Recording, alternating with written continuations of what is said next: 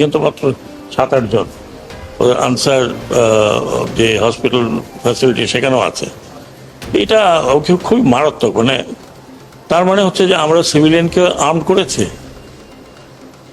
এই প্রসঙ্গে কি বলবো, আমরা মাঠে আসলে পুরো সময়টাই ছিলাম। আমরা দেখেছি যে বিভিন্ন পয়েন্টে, যাত্রাবাড়ি থেকে শুরু করে মোহাম্মদপুর যেসব পয়েন্টে গিয়েছে মৃত্যু, আওয়ামী লীগের সশস্ত্র নেতাকর্মী, পুলিশ। আমি কোন লীগ বুঝি না। আমার কথা হচ্ছে যে প্রহিবিটেড বোর্ড, 1 নম্বর প্রহিবিটেড বোর্ড নিশ্চয়ই বুঝেন, যেটা বাইরে পাওয়া যায় না। হ্যাঁ, নিষিদ্ধ বোর্ড, যেটা সিভিলিয়ানের হাতে যাওয়ার কথা না, সেটা অথরাইজড পুলিশকে করা হয়েছিল, র্যাবকে করা হয়েছিল। সেই ওয়েপন কিভাবে এদের হাতে গেল এবং এই ওয়েপনের ফায়ারিং এই আপনার আনসারদের, ওরা তো বাইরে হয়নি, 1-2 জন হয়তো ছিল, তাদের ওখানে ফায়ার করলো। এবং আমাকে ভিডিও আমি দেখলাম, একটা সিভিলিয়ান ছেলে 7.62 হাতে নিয়ে চলে গেছে। তার মানে এই রাইফেল আর ফেরত আসে নাই। এটা হতে পারে একটা দেশে? কেমন কথা! মানে এক ধরনের, মানে কি বলবো, আমি এই ধরনের স্বৈরাচার ব্যবস্থা দেখি নাই। আপনারা ওই আর্মির লোকজন আসছে, তাদেরকে স্বৈরাচার বলেন? তারা তো রাইফেল তো কোনো সিভিলিয়ানের হাতে তুলে দেয়নি। এখন এই রাইফেলগুলো মিসিং। তো এই প্রসঙ্গে আমি একটা সুযোগ পেয়ে বলছি, যাদের হাতে এই আনঅথরাইজড ওয়েপন আছে, আগামী 7 দিনের মধ্যে তারা নির্দিষ্ট থানায় জমা দেবেন। যদি জমা না দেন তাহলে 2টা চার্জ লাগবে। একটা হচ্ছে অবৈধ ওয়েপন, আর একটা হচ্ছে সরকারি নিষিদ্ধ ওয়েপন আপনাদের হাতে। সেটার জন্য আন্তর্জাতিক আদালতও যাওয়া যেতে পারে, যে একটু কোথা থেকে পেয়েছে। This is known as prohibited board, নিষিদ্ধ বোর্ড 7.62। আমার পেছনে যারা আছেন সেনাবাহিনী অফিসার, ওনারাও সেনাবাহিনী অফিসার, জিজ্ঞেস করেন এটা প্রোহিবিটেড বোর্ড কিনা। This is known as prohibited board. তো সেটা কিভাবে গেল? এখানে আনসারদের যা দেখলাম, যা আমি ছবি দেখলাম, তাতে বেশিরভাগই হচ্ছে ইয়াং ছেলে, সিভিল ড্রেস পরা। হু আর দিস পিপল? আমরা শিওর চেষ্টা করবো এদেরকে খুঁজে বের করা। আর যদি ভালো চান, আমি অফার করছি, এই রাইফেলগুলো ফেরত দিতে হবে ইন 7 days টাইম। আজকের থেকে 7 দিন মানে কয়দিন?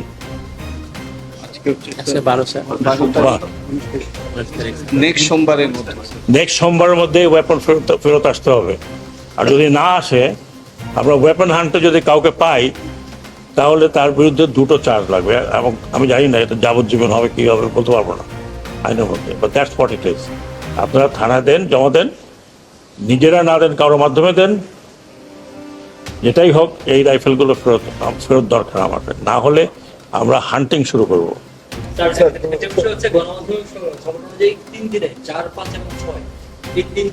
350 মানুষ মারা গেছে, পুলিশ, সিভিলিয়ান সহ। তো এই যে 300 মানুষ মারা গেছে, আপনারা এক্স্যাক্টলি আইডেন্টিফাই করা সম্ভব হয়েছে? মানে এখন তো অনেক লম্বা প্রসিডিউর। আপনি কোন যমুনা টেলিভিশন? আমি কালকে একটা কথা বলেছি, সেজন্য আমি অত্যন্ত দুঃখিত। আমার রাগের মাথায় বলছি যে আবার চাটুকারি করবেন, বন্ধ করে দেবো। এটা আমার কাজ না। হ্যাঁ, অ্যাকসেপ্ট যমুনা টেলিভিশন, সবার সামনে বলব, যমুনা টেলিভিশন কিছু দেখাচ্ছিল, তারপরে দেখলাম বন্ধ হয়ে গেছে। তো এটা ভবিষ্যতে আমি আশা করি, আমরা থাকি না থাকি, যারা পলিটিক্স করবেন তারা যদি এটা করেন, তাহলে আপনাদের যারা মিডিয়া, আপনারা স্ট্রাইকে চলে যাবেন। কি আছে 1 মাস না খেয়ে থাকবে? মরে তো যাবেন না। আমি তাই ভাবছিলাম যে যমুনা টিভি দেখাচ্ছে, বাকিরা কম্পিটিশনে দেখালে অন্তত মানুষ দেখতে পারতো যে কি ভয়ঙ্কর। আমরা ইউটিউবে দেখছি, তখন ইউটিউবে দেখলাম। তো আমি কালকে যে কথাটা বললাম, ওই জন্য আমি কোনো মিডিয়াকে বন্ধ করা, আমি মোটেও পক্ষপাতী না। আমি সব মিডিয়াতে গেছি, প্রত্যেকে চিনি। আমি একটা বিষয় একটু টক শোতে গেছি। জি, ডেফিনেটলি। না হলে আমরা এখানে কি জন্য আছি? কমিটি না, শুধু কমিটি না, আন্তর্জাতিক পর্যায়েও আমাদের সাহায্য চাইতে হবে। এই ঘটনাটা কেন ঘটলো বাংলাদেশে? আমি তো অলরেডি রেকমেন্ড করেছি, আবার যখন নেক্সট মিটিং হবে সেখানে জোরালোভাবে বলবো যে এটা কমিটি করা হোক। কিভাবে, কারা হুকুমদাতা, কেন হয়েছিল। স্যার, ক্ষমতাচ্যুতরা কিন্তু আবার সংগঠিত হওয়ার চেষ্টা করছে আমরা দেখছি বিভিন্ন জায়গায়, এবং তারা কিন্তু আমি জানি না লোক জড়ো করছে। আমি জানি না রোগ জড়ো করুক আর যাই করুক, আমি আপনাদের কাছে অনুরোধ করি এমন কিছু করবেন না যে আপনাদের জীবন বিপন্ন হয়। কারণ এদেশের পাবলিক এখনো আপনাদের গ্রহণ করতে আসেনি।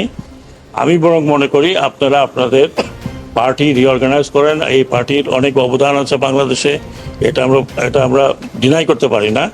পার্টিকে রিঅর্গানাইজ করেন, পলিটিক্যাল পার্টির মতো যেভাবে থাকে, ইলেকশন আসলে ইলেকশন কন্টেস্ট করবেন, জনগণ ভোট দিলে ভোটে যাবেন। এই এই এই এই এই কি বলে এই স্বপ্নটা যদি আপনারা দেখেন, তাহলে কি করবেন আপনারা এই দেশকে আরেকজনের হাতে তুলে দেবেন। স্যার একটু তাহলে কি আপনারা বা আপনাদের পূর্বপুরুষরা, আমাদের পূর্বপুরুষরা, আমরা এখানে অত সিনিয়র কেউ নেই, আমরা যে মুক্তিযুদ্ধ করলাম, মারা গেল 30 লক্ষ লোক মারা গেল, সেই 30 লক্ষ লোকের উপরে দাঁড়ায় আপনি দেশকে আরেকজনের হাতে তুলে দেবেন। আমি খালি অনুরোধ করি যে আর যা করেন এটা করবেন না। এবং আর কিছু বলতে চাই না, এদেশের লোক এত তাড়াতাড়ি ভুলে নাই। সময় দেন, হয়তো ভুলে যাবে, কিন্তু এত তাড়াতাড়ি ভুলে নাই। কারণ যাকে ধরছিলেন নেতা, সেই নেতারা এখন পালিয়ে বেড়াচ্ছে। যাকে ধরছে সেই নেতাকে আমরা বাঁচাতে পারছি না। অনেক নেতাকে অনেকে বাঁচিয়েছে, আমরা জানি কে কোথায় আছে। কিন্তু ওটা না করে আপনারা বরং পার্টিকে, এটা অনেক বড় পার্টি, এবং I have lot of respect for Awami League. এটা যেটা বললাম যে এটা এই দেশের প্রধান পার্টি একরকম। এক সময় আমাদের মতো বাঙালিদের ভরসার জায়গা ছিল এই পার্টি। বাংলাদেশের 52 আন্দোলন, 69 গণ আন্দোলন, স্বাধীনতা, এটা পার্সোনাল কোনো কারণে নষ্ট করবেন না। এটা জাতীয় সম্পদ। আপনারা আসুন, যারা রেগুলার করতে চান। এখানে মারামারি করে কোনো লাভ নেই। আরও কিছু লোকের মৃত্যু আমরা চাই না। অলরেডি 400 থেকে 500, তারও বেশি মারা গেছে উভয় পক্ষে। পুলিশের এই অবস্থা হয়েছে, আনসারের এই অবস্থা হয়েছে। আর আমরা যদি উস্কানি দিতাম তাহলে আপনারা টিকতে পারতেন না আর্মি ফায়ারে। আমরা আর্মিকে মানা করেছি যে ডোন্ট ওপেন ফায়ার। কারণ কাকে মারবেন আপনি? আপনার এই পুলিশকে দিয়ে কাকে মারিয়েছেন? পুলিশকে দিয়ে মারিয়েছেন আপনার সন্তানকে। আপনার সন্তান না হয় একজন পুলিশের যে সদস্য কি বললেন যে স্যার কটা গুলি লাগে একটা ছেলেকে, তার ছেলের লাশ। এটা করবেন না, অনুরোধ করছি। প্ররোচনায় আসেন না, ব্যক্তিগত স্বার্থে আপনারা এত বড় একটা দলকে নষ্ট করেন না। এটা আমাদের প্রাইড ছিল, বঙ্গবন্ধুর স্বপ্ন ছিল। নষ্ট করবেন না, এটা আপনার নষ্ট করার কোনো অধিকার নাই। এটা বাংলাদেশের সম্পত্তি। আর এই যদি স্বপ্ন কেউ মনে করে যে এইটা করে আবার একটা কাউন্টার রেভলিউশন করে আসবেন, কাউন্টার রেভলিউশন করতে হলে আপনাকে হাজার হাজার লোকের রক্ত বহাইতে হবে। যদি আপনারা সেই দায়িত্ব নিতে চান তাহলে নেন। আমার কিছু করার নেই ভাই। আমি ওই জেনারেশনে, যে জেনারেশন পাস হয়ে যাচ্ছে, কিন্তু এই ইয়াং জেনারেশনকে আরেকটি কথা বলি, যারা বলছেন আপনি কথাটা উঠিয়েছেন, ওঠানো উচিত হয়নি। আমাদের যে ইয়াঙ্গার জেনারেশন, এরা করেছে, কোনো পলিটিক্যাল পার্টি করে নাই। They have given their life, যেটা আপনারা কোনোদিন দিতে পারতেন না। বুকে দাঁড়িয়ে আছে পুলিশের গুলি খাওয়ার জন্য, তাদের মুখে কোনো দুঃখ নাই, দে অল স্মাইলিং। এরা যতদিন আছে, আমাদের কথা বাদ দেন, আমরা দৌড় দেবো। এরা যতদিন আছে এরা দৌড়াবে না। they will face you. So please, আমি অনুরোধ করছি, একজন সিনিয়র সিটিজেন হিসেবে আমি জানি political people don't like me, but আমি একজন সিনিয়র সিটিজেন হিসেবে বলছি যে দয়া করে দেশটাকে স্বাধীন রাখেন। স্যার একটা ভিন্ন বিষয়ে বলবো যে কালকে একটা ঐতিহাসিক ডিসিশন নিয়েছেন, পুলিশের লোগো আর ড্রেস চেঞ্জ হবে। এটা কি শুধু এই তাদের 11 দফা দাবির ভিত্তিতে করছেন না আপনাদের কর্মপরিকল্পনার অংশ? না, এটা আমি কর্মপরিকল্পনা জানি না। আমি জানি যে এটা পুলিশের নিজেরাই বলেছে এটা আমাদের কলঙ্কিত একটি। সবাই যে খারাপ তা তো না। আমি কি বলতে পারবো যে সব খারাপ? 100% পুলিশ খারাপ ছিল, সবাই দানব হয়ে গেছিল। এখন তো তাদের রিয়েলাইজেশন হচ্ছে যে হোয়াট দে হ্যাভ ডান, এবং আমাকে যেটা তারা নিজেরাই বলছে যে আমরা এই পোশাক পরে একদিনও বেরোতে চাই না। তারপরে আইজি সাহেব আমরা বললাম যে ভাই এটা একটু বললেই তো হবে না, একটু সময় লাগবে। ওরা বলে আমরা এখন আমি ওই কালকে দেখলাম যে এই ট্রাফিক পুলিশ শুধু পুলিশের একটা জ্যাকেট পরে দাঁড়িয়ে আছে রাস্তায়। তো তাদের মধ্যে তো একটা উপলব্ধি হয়েছে, তারা তো এখন দেখছে যে what they have done, they have not done, তাদেরকে দিয়ে করানো হয়েছে, কি করানো হয়েছে। আমি জানি আপনারা হয়তো আমাকে পছন্দ করবেন না, কিন্তু দেশে বিদেশে আপনারা দেখছেন কি, দয়া করে দেশটাকে ভাগ করেন, দেশটাকে নষ্ট করেন না।